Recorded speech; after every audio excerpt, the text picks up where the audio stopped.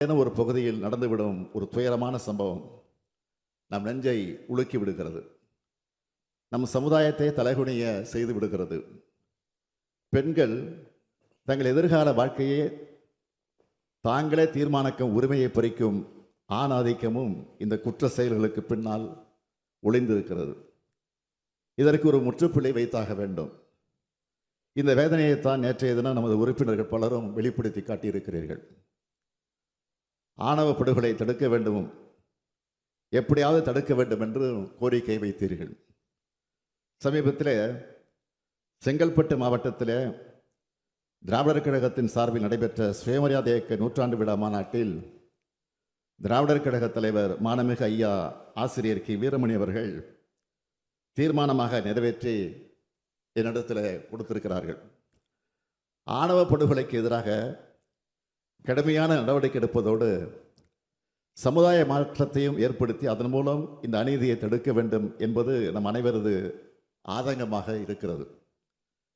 ஆணவ படுகொலை நடைபெறும் போது அது தொடர்பான வழக்குகள் அனைத்திலும் கடுமையான பிரிவுகள் பயன்படுத்தப்பட்டுள்ளன.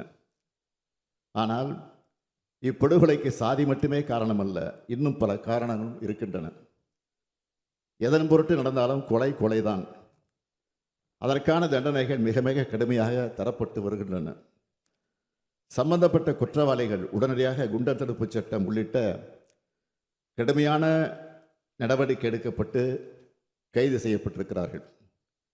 யாரும் எவரும் எதன் பொருட்டும் செய்த குற்றத்திலிருந்து தண்டனை இல்லாமல் தப்பிவிடக்கூடாது என்பதை காவல்துறைக்கு உத்தரவாக போட்டுள்ளோம். எனவே சட்டம் தன்னுடைய கடமையை செய்கிறது. ஓய்வு பெற்ற உயர்நீதிமன்ற நீதிபதி திரு KN பாஷா அவர்கள் தலைமையில் சட்ட வல்லுநர்கள், முற்போக்கு சிந்தனையாளர்கள், மானுடவியல் அறிஞர்களை கொண்ட ஒரு ஆணையம் அமைக்கப்படும் என்பதை என்னுடைய முக்கியமான அறிவிப்பாக இம்மாமன்றத்தில் அறிவிக்கிறேன்.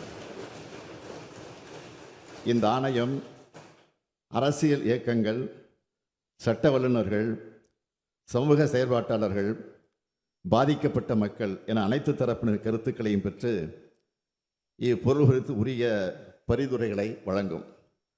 அதன் அடிப்படையில் தமிழ்நாடு அரசு ஆணவ படுகொலை தடுக்கும் நோக்கில் உரிய சட்டமேற்ற தேவையான நடவடிக்கைகள் எடுக்கும் என்று உறுதியளித்து அமைகிறேன்.